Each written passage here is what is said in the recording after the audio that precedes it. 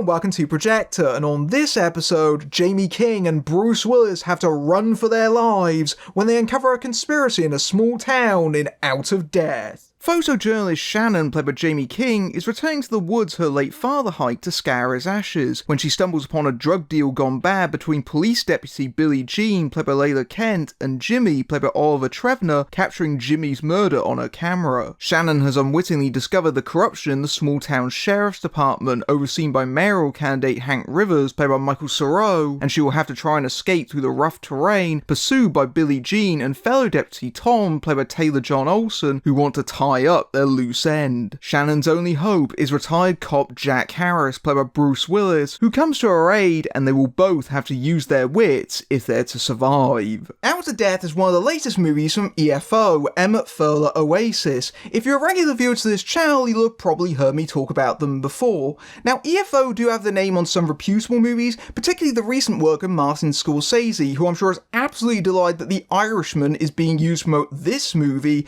but largely EFO specialises in low-budget action fare, and nobody epitomises EFO better than Bruce Willis. Bruce Willis has pretty much given up appearing in blockbuster action films to appear in EFO direct-to-video fare full-time. It's dominated his CV for the last decade or so, and who can blame him? Willis gets paid a cool couple of million to do the barest minimum of work. Now, Willis isn't the only person who appears in EFO movies. Stallone's done it a few times, even Dwayne Johnson showed up in an EFO movie once, but Willis is synonymous with them and has stuck with them even as the quality and ambition of these projects has declined with each passing year.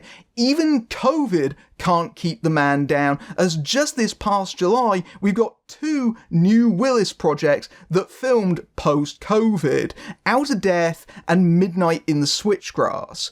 Now, these Willis movies all follow the same pattern. He films for 1 or 2 days and the rest is filled in with a body double, and in return they give him second billing uniformly and splash his face all over the poster. The reason for this is that Willis and his fellow action stars back in the day, they were so iconic and beloved, especially by audiences who remember renting their movies from video stores, that they will still see these movies to this day, even though they're not really all that good. And also, Willis as a brand is so strong that if you have him in your cast list, that alone is enough to secure international pre-sales. Now, I first became aware of this movie in a recent Vulture profile of producer Randall Emmett and the films that he makes, which they nicknamed Geezer Teasers. In it, they talk about Out of Death's production. The film is directed by Mike Burns, who is EFO's longtime music supervisor, making his directorial debut. In fact, he even does some of the music for this movie, but it was definitely not plain sailing for him. As I mentioned, the film shot during the COVID-19 pandemic, and that caused a lot of problems with the production, namely the fact that due to issues with testing, the crew couldn't actually get on set, and that meant they lost several days of their shooting schedule, which was already cut down to the bone. That meant that they only had 9 days to shoot the entire movie. But it gets even worse. You see, Willis was contracted to do 2 days of work, and unfortunately, they lost one of their Willis days, and Willis had a hard out. He was leaving, and it was non-negotiable, so they had to fit in as much Willis footage as they possibly could in a single solitary day. So basically, you've got the issues of a modern-day Bruce Willis movie, and then you combine that with a snowman situation. That is pretty much a perfect storm. Now, in the interest of full disclosure, I was provided this movie as a screener, but they have no input over this review. So as you'll probably understand, I didn't have the highest of expectations going into Out of Death, but I tried to give it a fair shake nevertheless. The film opens in absolutely bizarre fashion. It begins with this hyper-cut, action-packed montage of Bruce Willis scenes from later in the movie. That's not how movies open. This is like a TV cold open. Coming up in this movie, Bruce Willis. They're trying to already squeeze as much juice as they possibly can out of their meager Willis footage. And then we go into the opening titles, which are in the blandest, plainest text font I've ever seen.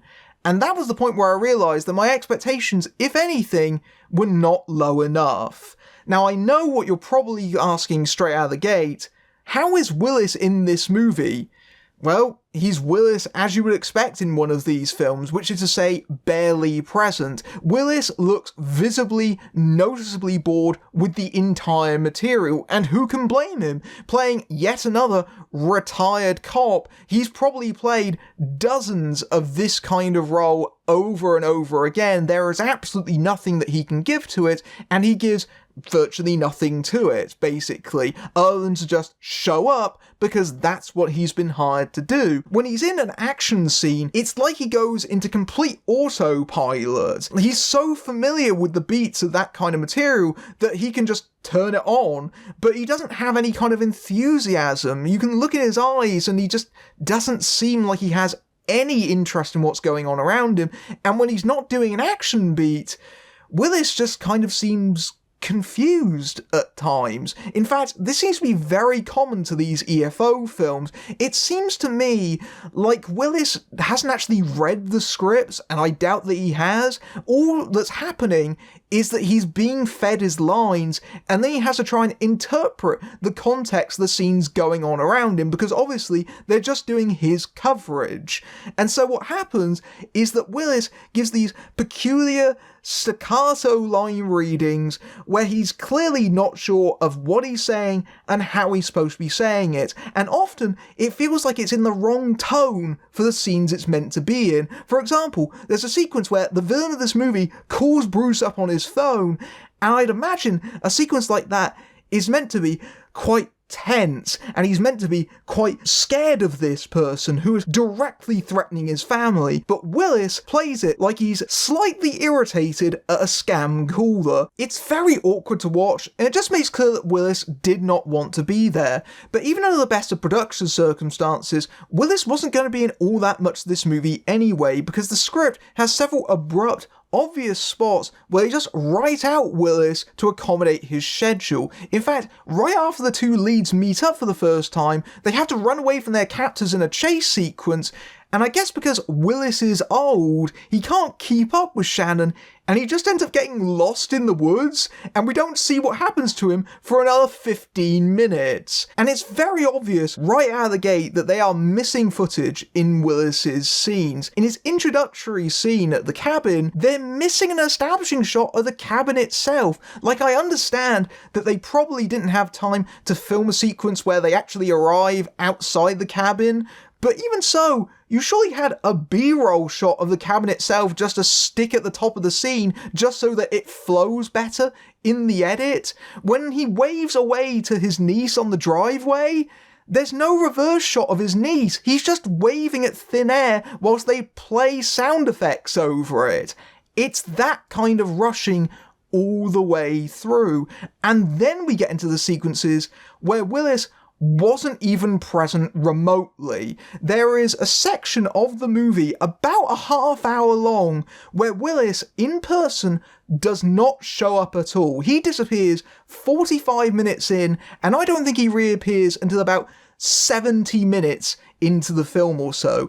In the midst of that, there is a sequence where he returns to that cabin because he needs to pick up his mobile phone, which he left behind there for stupid plot reasons. So because this scene is plot important, but they didn't have time to shoot it with Willis, that means they had to film the entire thing with his body double. So there is a full 90-second scene in this movie where Willis's character returns to his cabin, and the whole thing is strangely handheld, very quickly cut, always over his shoulder, and making sure that his head is never in the frame the entire time. It's so sloppy and embarrassing. I genuinely think that Out of Death might be the Willis EFO movie where the body double gets more screen time than the man himself does, to the point where even the untrained viewer should be able to spot that's not Bruce Willis we're watching on screen right now.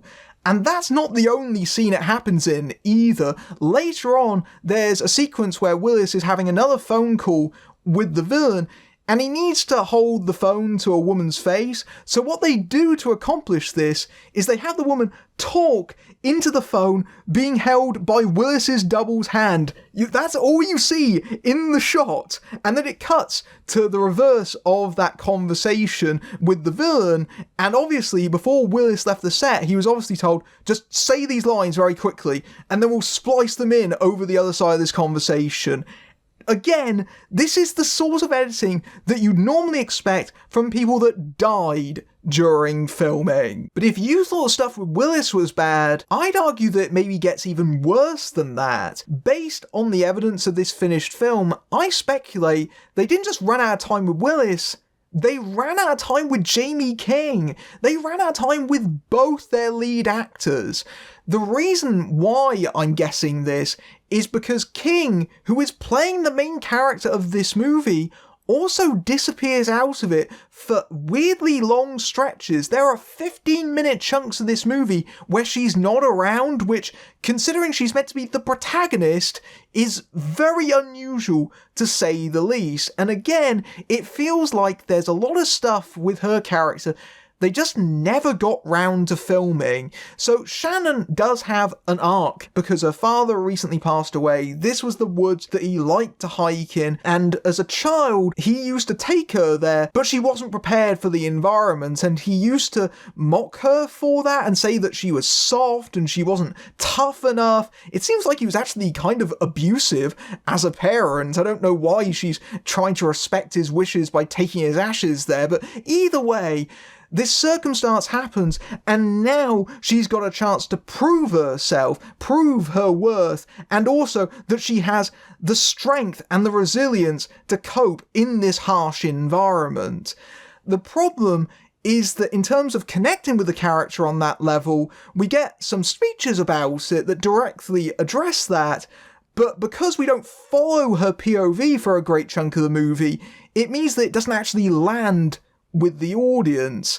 And also, I think that what's going on with the relationship between King and Willis's characters is that Willis's character was obviously meant to be a surrogate father figure, and they do have a shared connection because Willis recently lost his wife to cancer, so these are two grieving characters that have just happened to find each other, and I think the movie is trying to set up that kind of relationship, and it would make sense, except because of the shooting situation, they're just throwing away script pages, and so these kind of themes and ideas are completely gutted in the final version of the movie, to the point that what little remains of them registers as just simply nonsense. You don't understand why these characters have such a connection with each other because they've only met a few fleeting times, especially later on when Willis is trying to be encouraged to betray her and she stumbles upon that conversation. Her fear of him and also her disgust at that, it's not really understandable because she hasn't actually spent that much time with him to trust him that way. But you can also tell that King is just simply not present because, again, like Willis, they're doing that thing where they're shooting a double but decapitating the head out of frame. And so it's really obvious that they didn't have their stars of the movie for a great chunk of the shooting schedule, and they're just trying to scrape together what little they can.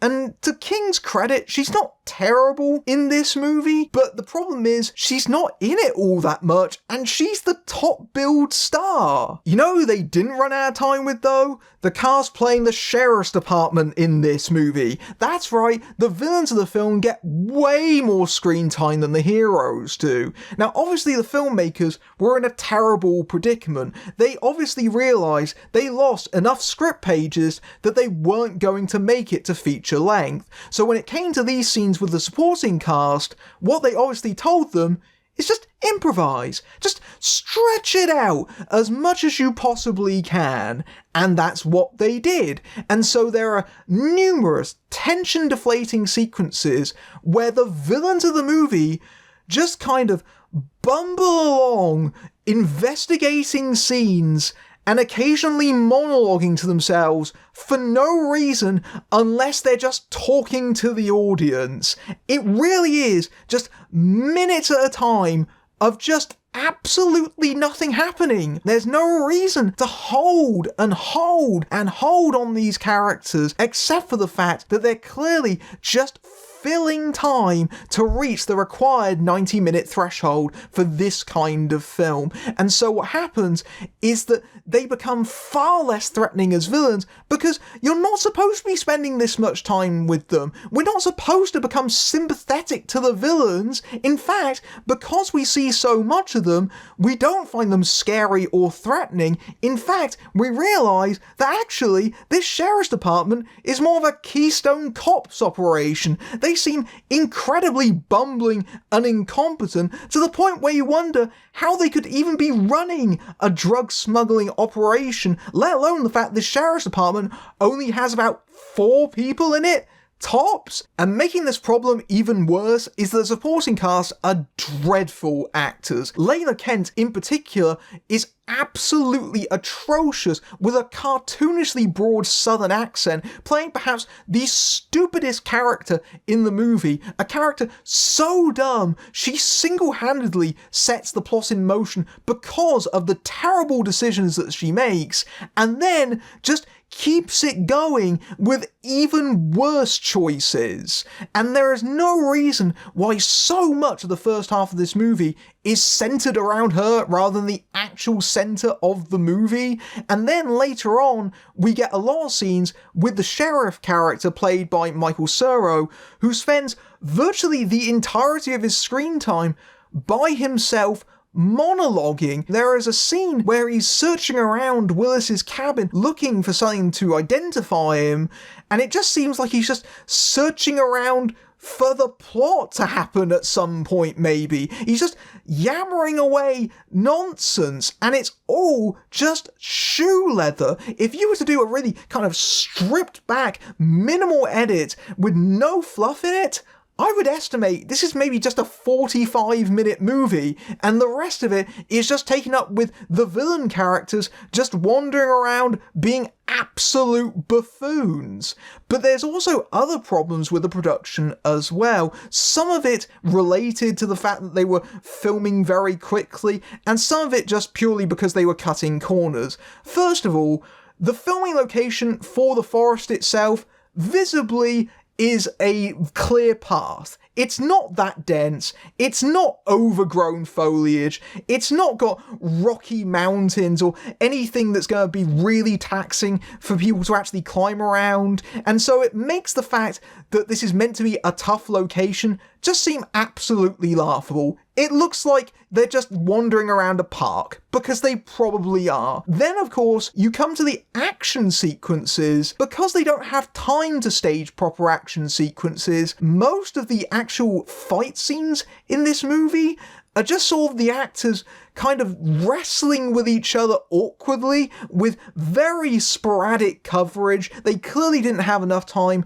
to actually film these scenes properly with loads of different angles, so it's just very awkward in the edit, and you can tell that the actors are really trying hard not to actually hurt each other properly. And in fact, the climax of the movie happens virtually off screen. If you came to this movie expecting to see action, there's hardly any of it. The finale of the movie, you literally see through a window. And don't expect Willis to get involved in much of that action either. He's very peripheral, even by the standards of these EFO films. The most action that Willis has in this movie is the wholesome people at gunpoint fires his gun into the air and bangs his shoulder into a door. And you can see all that in the first 30 seconds of the movie. That's your lot. There are other problems also relating to the production. There's lots of ADR work, obviously filling in missing lines. Sometimes Willis doesn't sound like Willis because it's not him, but also there's a lot of clumsy, unnecessary flashbacks, which is just the filmmakers trying to milk as much out of their limited footage as possible, sometimes flashing back to things that literally just happened. These are all telltale signs that things went desperately wrong here. There's a part of me that feels really sorry for Mike Burns, because even an experienced director probably wouldn't have been able to turn out something decent in just 9 days, and then having all the other problems on top of it, I'm actually surprised that he even came up with a finished film at the end of this, as bad as it is. Out of Death is yet another serious contender for the worst movie Bruce Willis has ever made, and that's quite competitive at this point. I almost feel like I need to make an apology to Cosmic Sin. When I reviewed that a few months back, I was scathing about it, but compared to this, it looks like The Fifth Element. I think for me, the worst Bruce Willis movie comes down to Hard Kill, which was 90 minutes in a grey warehouse, and this, and I might have to give the edge to this, because even though it's almost commendable that it's in some way finished, the fact that it was actually released at all is a damning indictment that you can literally put out anything with Bruce Willis's face on it and people will watch it. Like, genuinely, this is such a mangy, cobbled together film, and also, it's just a remake of a film that EFO already made a few years ago. First Kill is pretty much the same movie as this, except there, Willis was playing the corrupt sheriff villain role, and at least that, by comparison, looks competent. That wasn't a great movie the first time around, and definitely had severe problems with body doubling, but nothing compared to this. If you're a Bruce Willis fan, I would suggest sticking with the classics, because if you watch this, you'll be disappointed in how far he's fallen, and also just how little he's in it. I really think the only value that Out of Death has, aside from its nonsensical title, sorry, do you have death? Oh sorry, we're all out of death. What does that even mean? I think the only value that this movie has is being taught in film studies classes just to show students how bad things can get. In the US, Out of Death is now playing in cinemas and on VOD, and in the UK it will be released on VOD on the 2nd of August and on DVD from the 4th of October. If you like this review, then you can buy me a Ko-fi, or you can really get a Brucey bonus over at my Patreon, where you can see my reviews early among other perks, including access to my Discord server. But until next time, I'm Matthew Buck, fading out.